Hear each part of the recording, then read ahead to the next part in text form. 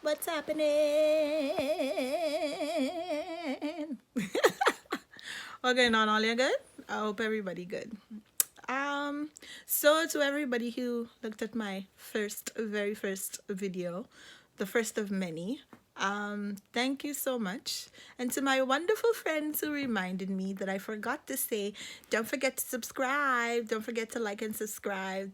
Hit the little bell so you can get your notifications, so you can know when I post something. Yeah, that was my best YouTuber impersonation. Anyways, but for real, if you like the content so far, don't be afraid to share it because sharing is caring. Um, and yeah, like and subscribe and bring your friends. Not them, bring your good friends, please and thanks, because I want this space, this area to be one of positivity and, one of upliftment and yeah, good vibes. I don't want no bad vibes around me kind of scene. You know what I'm saying? So, for people who know me, know very well that I probably, after the first video, obsessed, about what I was going to talk about in the next video, you know. And as they say, out of the mouth of babes, like when I thought about doing this channel, I'm not good at makeup. I'm not a big makeup guru or enthusiast or, you know, but I do believe in, like I said before, in sharing, especially the experiences that I've had, the things I don't mind sharing, some of the things I've been through, because you never know who's listening, and you never know who's looking at you and who's drawing inspiration from you. I don't think myself to be this big, you know, I don't know, this on a pedestal or anything like that, but you know, if it's enough for me to know that something I said or something I did made an impact to someone.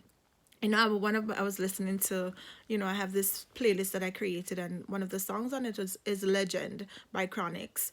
And he says even if it's one person who remembers his name, then he's a legend, because he would have made a change. You know what I'm saying? And sometimes you have to think about that. Like, you don't have to be this big philanthropist with millions of dollars, or someone famous to, you know what I'm saying, to make a change and to do things. You just be you, and let your energy speak for you. You know what I'm saying?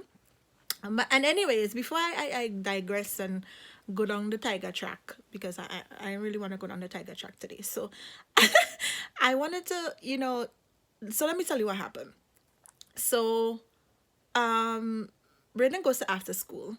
I went to pick him up sometime last week, and the teacher said to me, Mom, I need to talk to you. And I said, okay. So I was there. It's two teachers in his class.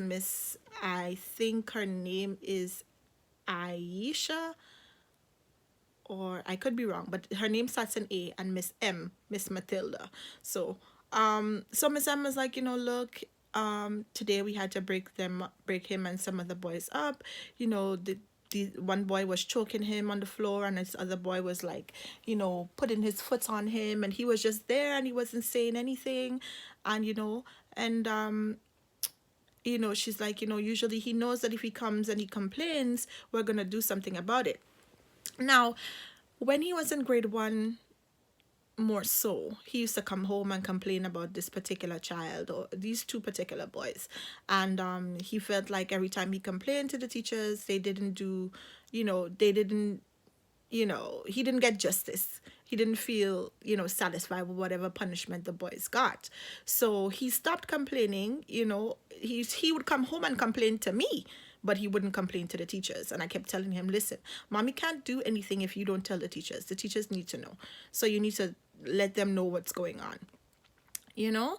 And that kind of fizzled out. At the beginning of grade two, the first day, I remember the first few days, he was, very upset because he was worried about whether or not he would have friends. So he went, people who've been around me long enough and people who know him, know that he's a shy child. Like, he has to warm up to you. He has to, get to know you, Other than that, he don't really want nothing to do with you, kind of. And, it was just, it's so strange for me because he went from being Mr. Lone Ranger to being worried about whether he has friends.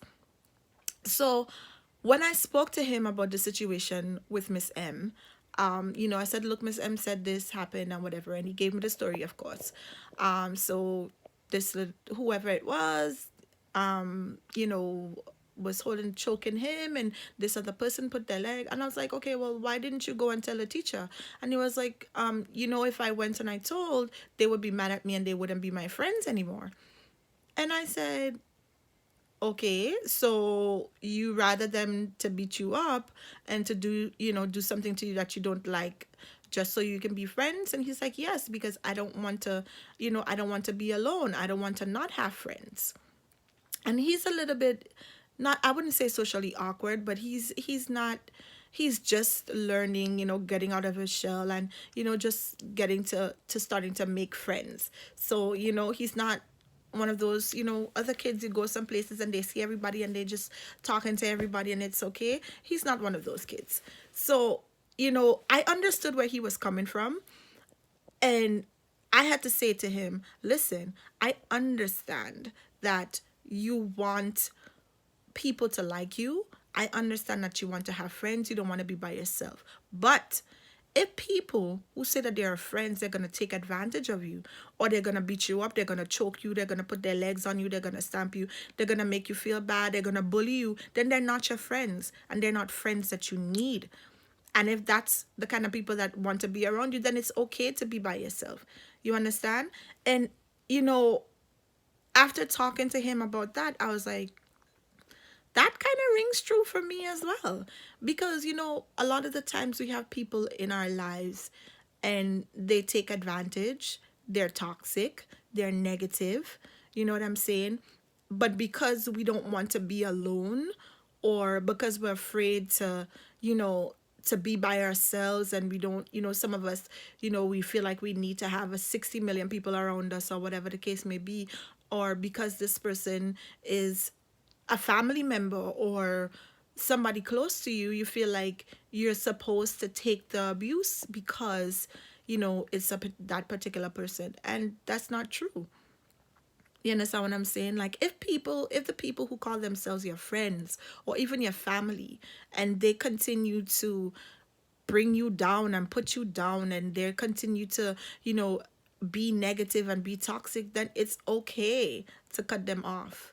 It's okay to be by yourself. It's okay to just say, you know what, I don't want to deal with this. I don't want to do this. I don't, that's not how I want to feel when I'm with you and when I'm around you. It's okay. I'm not saying it's easy or it's going to be easy, but it's okay. You know what I'm saying? And like, I think that's the lesson. That's the lesson, that sometimes you have to be by yourself, and it's okay to be by yourself. You understand? I tell people this all the time. The majority of my really good friends are in Grenada.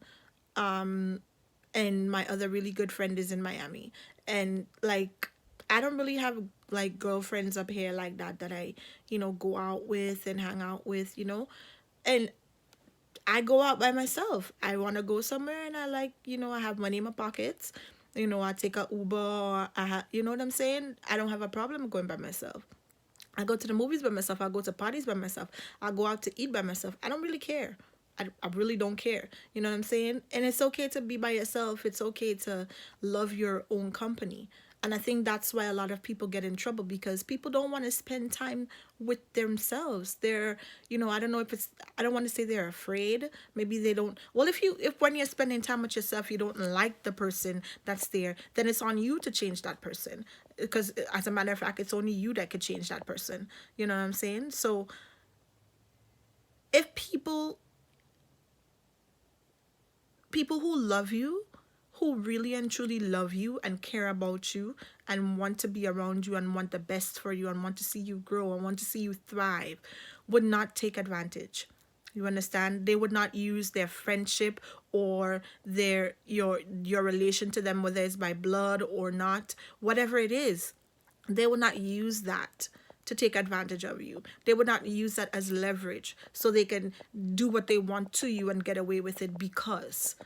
You understand what I'm saying? And that's the message.